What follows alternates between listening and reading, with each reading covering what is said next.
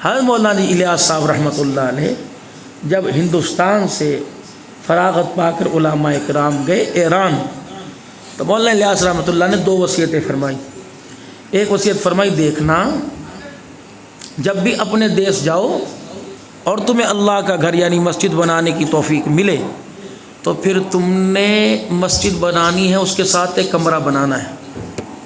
تم نے مسجد بنانی ہے، مسجد کے ساتھ ایک کمرہ بنانا ہے۔ جس سے کیا ہوگا؟ فرمایا انشاءاللہ ایک وقت آئے گا دین کی نسبت سے نقل و حرکت ہوگی، لوگ مال جان لے کر وقت لے کر تمہارے گھروں میں تمہارے دروازے پہ آئیں گے، وہ پردیسی ہوں گے، دیکھنا ان کی رہنے کے لیے کوئی کمرہ بنوا دینا۔ یہ سارے ہنسنے لگے علماء کرام اور کہنے لگے کبھی یہ ہوگا؟ پیسے روپے کے لیے تو لوگ آئیں گے، دین کے لیے کون آئے گا؟ کمانے کے لیے آئیں گے، دین کے لیے کون آئے گا؟ 11 سال کے بعد کفر کا زور ٹوٹا، پہلی جماعت جب چڑھی ایران کے ایئرپورٹ پر تو سارے علماء کرام دھاڑے مار مار کے رو رہے تھے، کہتے واہ الیاس، اللہ نے تیری بات کو سچ کر دکھایا۔ کفر مضبوط ہونے کی کوشش کرتا ہے، کوئی ایک مولانا الیاس رحمۃ اللہ علیہ کی طرح رو کے دکھاتا ہے، اتنی بڑی کفر کے پہاڑ کو اس کے آنسوؤں کی برکت سے اللہ زمین پر ڈھا دیتا ہے۔ آپ کو پتہ ہے اللہ کی ناراضگی، دشمن جب انسان پہ وار کرتا ہے تو اس کی جڑوں کو کھوکھلا کرتا ہے۔ آج ہم نے اللہ سے دشمنی مول نہیں رکھی، اللہ نے ہماری جڑوں کو کھوکھلا کیا۔ مالدار مال کے ساتھ، تاجر تجارت کے ساتھ، امیر امیری کے ساتھ موجود ہے، لیکن قرآن والے حدیث والے علماء کرام کو اللہ بلا رہے ہیں کہ جب دین ان کے دروازے پر تھا یہ سیکھنے کو تیار نہیں تھے، میں ان دین کے مہکتے چمن کو ہی ختم کر دیتا ہوں تاکہ یہ مانگنے سے بھی مانگے میں ان کو نہ دوں۔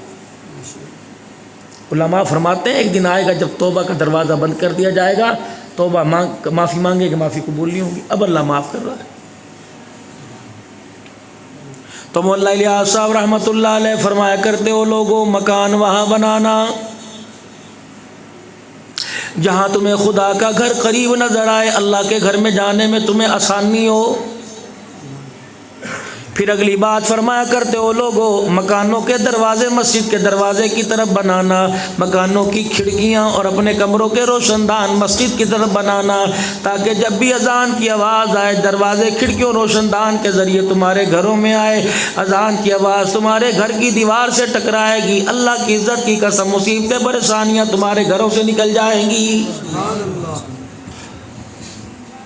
اسی لیے فرمایا گھر میں کوئی آفت آ جائے، کوئی بلا آ جائے، بچے ڈرنے لگ جائیں، گھر کے اندر کھڑکا ہونے لگ جائے، گھر کے اندر تنہائی کے اندر خوف آنے لگے، چیزیں بجنے لگ جائے، برتن ٹوٹنے لگ جائیں، چیزیں غائب ہونے لگ جائے، اور لوگوں آفت آ گئی، تعویذ لانے سے پہلے کسی کے ہاتھ پر جا کر اپنا ایمان بیچنے سے پہلے فرمایا اپنے گھر کے کونے میں اذان دے دے، جتنا اللہ کا نام بلند ہوگا اتنا ہی دشمن تیرے گھر سے بھاگ جائے گا۔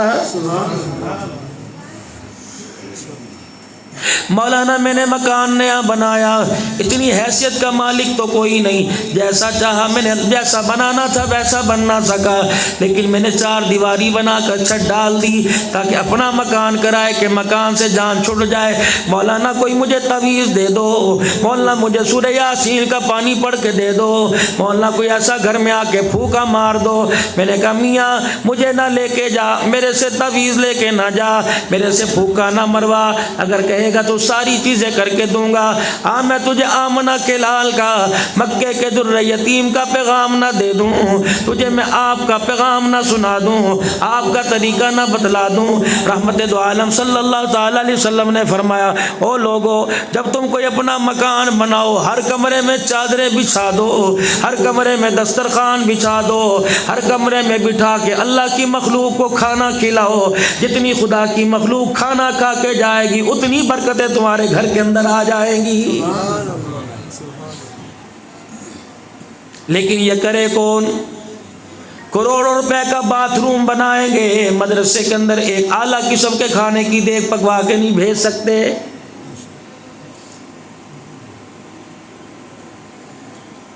اتنا قرآن کو لاوارثہ نہ سمجھو، اتنا قرآن کو بے بسا نہ سمجھو، اتنا قرآن کو لاوارث نہ سمجھو۔ جب تک تیرے میرے گھر سے جنازہ نہیں اٹھے گا، جب تک تیرے میرے گھر میں کوئی بیمار نہیں ہوگا، تیرے میرے گھر سے گوشت کی تھیلی قرآن کے ادارے میں نہیں جائے گی، تیرے میرے گھر سے سالن روٹی قرآن کے ادارے میں نہیں جائے گی، جب تک امی جان نہیں فوت ہوگی، ابو جان کا جنازہ نہیں اٹھے گا، اس وقت قرآن والوں کے لیے دینے کو تیار کوئی نہیں۔ تجھے کس نے کہہ دیا قرآن لا وارثہ؟ قرآن کا وارث تو عرش والا خدا موجود ہے۔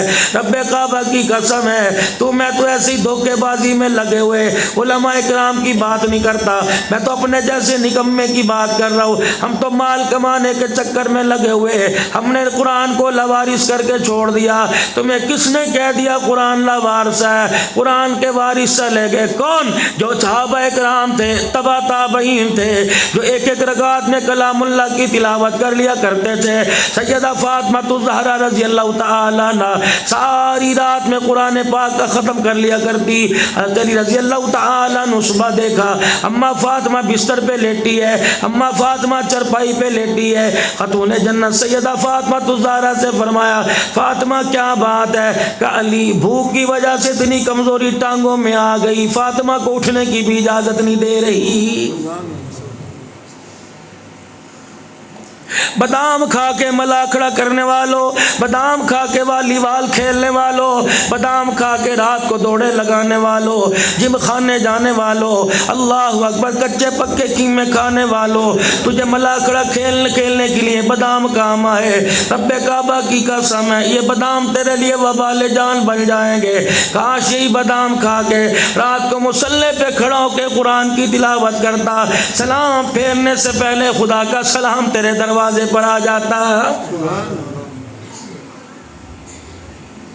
دائیں بائیں بنی موجود ہے، دائیں بائیں فصلیں موجود ہے، تم زراعت کا کام کرتے ہو، تم کھیتی باڑی کا کام کرتے ہو، کیلے کی فصل موجود ہے، کیلے والے کو پتہ پانی کتنا دینا ہے، کون سی کھاد دینی ہے، کون سے سیزن کے اندر کیلا آئے گا، آم والے کو پتہ ہے پھول کب آئے گا، سیزن کون سے پھل کون سے سیزن میں آئے گا۔ اللہ نے فرمایا او لوگو، ایک نسل ہے، ایک فصل ہے، فصل کو پانی دینے کا پتہ، فصل کو کھاد ڈالنے کا پتہ، فصل کے لیے بیج بونے کا پتہ، تمہیں نسل کا پتہ کوئی نہیں۔ یہ دنیا کی فصل تمہیں دنیا میں کامیاب کرائے گی، گود کی نسل تمہیں قبر آخرت کے اندر کامیاب کرائے گی۔ اس نسل کو صرف کپڑے نہیں دینے، اس نسل کو صرف کپڑے نہیں دینے، اسے روٹی نہیں دینی، اسے موبائل خرید کے نہیں دینے، اسے صرف مکان نہیں دینا، اس نسل کے لیے تمہیں کام کرنا پڑے گا۔ وہ کام کیا ہے؟ فرمایا جب رات کو ساری دنیا سو جائے، ماں باپ اٹھ جایا کرو، دو وضو کر کے 2 رکعت تہجد کے پڑھا کرو، پھر ہاتھ اٹھا کر 2 آنسو نکال دیا کرو۔ فرمایا دنیا کی فصل کو پانی لگے، فصل اچھی ہو جاتی ہے، ماں باپ کا تہجد کے وقت رو کے آنسو اولاد کو لگے تو نسل اچھی ہو جاتی ہے۔